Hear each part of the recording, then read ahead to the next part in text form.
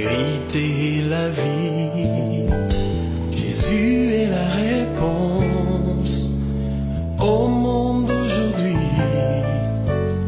Il est le chemin, la vérité et la vie. Si tu as des questions qui n'ont pas de solution. Seigneur, je te salue de nouveau ce matin. Faut dire que nous sommes encore à notre méditation matinale. Que Dieu te bénisse. Bon réveil à toi et sois attentif à la voix du Seigneur. J'aimerais ce matin t'inviter à faire une lecture avec moi dans le livre de Luc, Luc chapitre 24, à partir du verset 6 et 7. Il est dit ceci: il n'est point ici, mais il est ressuscité. Souvenez-vous de quelle manière il vous a parlé lorsqu'il était encore en Galilée et qu'il disait: il faut que le Fils de l'homme soit livré entre les mains des pécheurs, qu'il soit crucifié et qu'il ressuscite le troisième jour. Amen.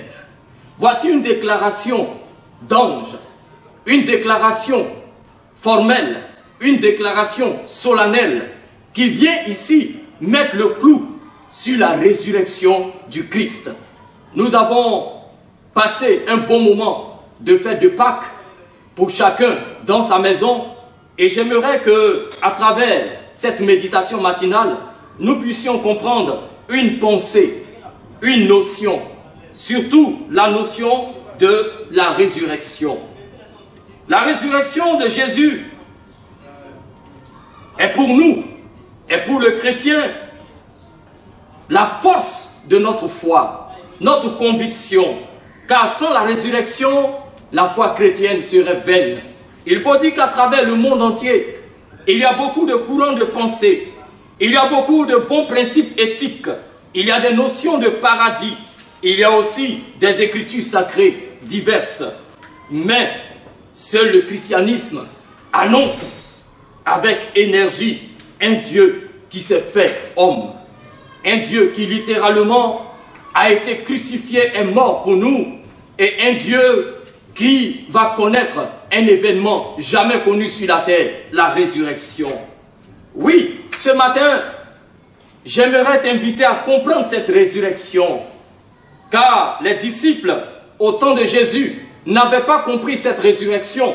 En Luc 18, les versets 32 et 34, il est question de Jésus prenant la parole et qui parlait à ses disciples, va dire qu'il faut que le Fils de l'homme soit saisi, qu'il soit mis à mort et que le troisième jour, il ressuscite. Et la Bible mentionne bien que les disciples ne comprenaient pas encore la notion de résurrection parce que c'était pour eux comme un langage caché dont Jésus se servait pour s'exprimer en leur sein. Bien-aimés, quelle est l'importance de la résurrection de Christ? La notion de résurrection ramène à la survivance après la mort. Oui, les Grecs ont développé une pensée parlant de l'immortalité. L'immortalité est une notion différente de la résurrection. Également, la restauration du corps est une conception différente de la résurrection. Car lorsque nous parlons de résurrection, beaucoup ont recours à la résurrection de Lazare. Mais j'aimerais dire qu'il s'agit d'une restauration du corps. Car Lazare est mort. Il est revenu à la vie par une restauration de la nature. Et après, ce même Lazare va reconnaître encore la mort. La résurrection a été inaugurée uniquement par Jésus dans un corps glorieux. Un corps qui attend tous ceux qui ont cette espérance en lui. Bien-aimés, la résurrection est notre foi, est notre force, est notre raison d'être. Grâce à la résurrection, nous savons désormais que le royaume des cieux a fait irruption dans l'humanité. Oui, ce matin, Jésus voudrait que cette résurrection soit une réalité dans ta famille. Jésus voudrait que cette résurrection fasse irruption dans ton foyer, dans toutes les circonstances que tu traverses, afin que tout ce qui était mort soit ramené à la vie. Bien-aimés, la résurrection est pour nous une victoire. C'est la raison pour laquelle tu dois comprendre que la puissance de Dieu est à l'œuvre. La puissance de Dieu est à l'œuvre par la résurrection. Si ce matin, tu te sens faible, si ce matin, tu te sens lourd, si ce matin, tu ressens comme des courbatures, tu ressens comme un sommeil, que la puissance de Dieu te visite là où tu es, car la résurrection, c'est l'œuvre puissante de Dieu qu'il communique au corps afin de donner la vie, afin de communiquer la guérison. Dans la Bible, il est dit dans la Genèse que Adam, qui a été formé par la poussière, a reçu un souffle de vie. Et ce souffle de vie lui a donné d'être un être vivant. La résurrection, c'est recevoir le souffle de vie de Dieu. La résurrection, c'est se laisser communiquer une vie nouvelle par le Seigneur. Alléluia. C'est la raison pour laquelle ce matin, bien-aimé, toi qui te sens faible, toi qui te sens, j'allais dire comme étant dans un état de faiblesse spirituelle, que le Seigneur te communique ce matin son esprit, afin que son esprit puisse accomplir cette résurrection dans ta vie. Alléluia.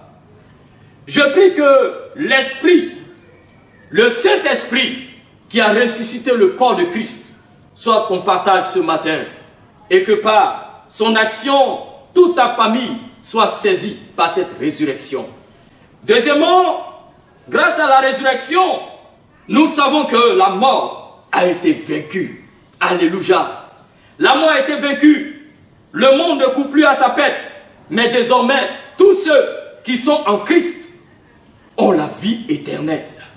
Car 1 Corinthiens, le chapitre 15, le verset 54 nous dit, la mort a été engloutie dans la victoire.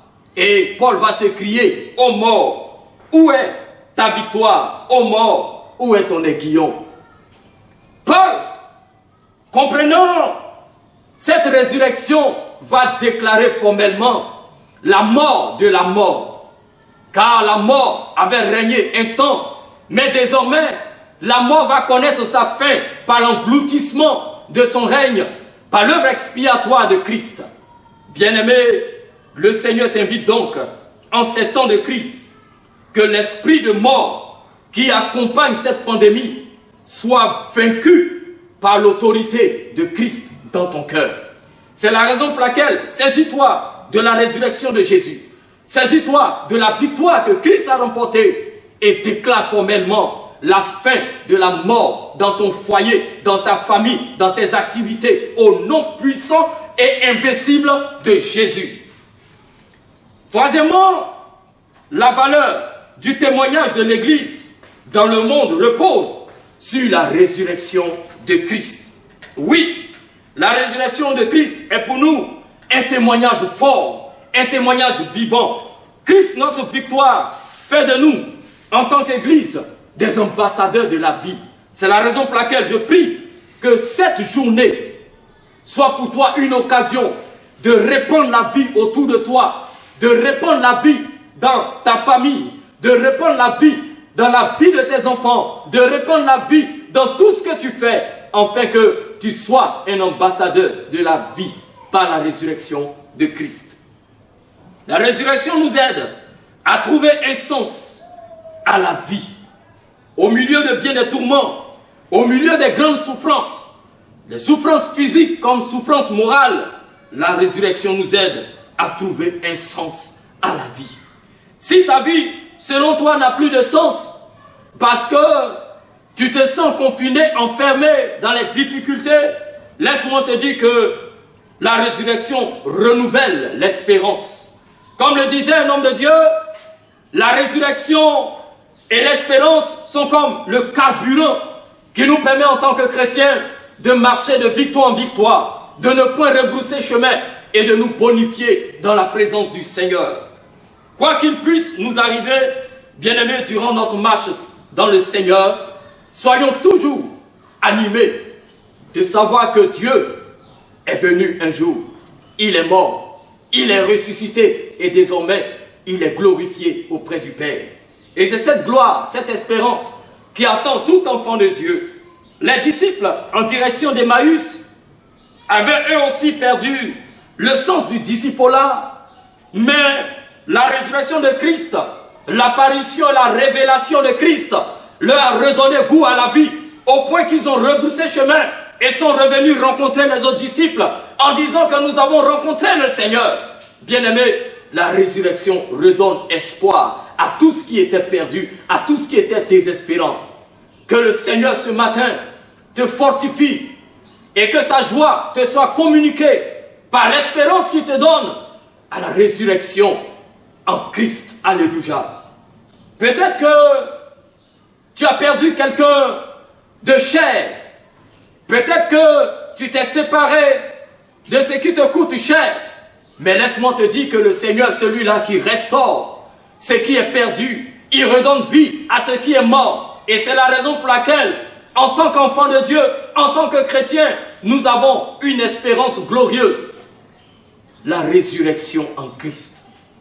Que donc le Seigneur ce matin puisse te communiquer cette résurrection dans ta vie de prière, dans ta vie de communion avec le Seigneur, et que en ce week-end, tu sois richement béni par cette résurrection de Christ. J'aimerais conclure pour dire que les chrétiens sont très différents les uns les autres sur le point de la politique, sur le point de vue du style de vie et même sur la théologie.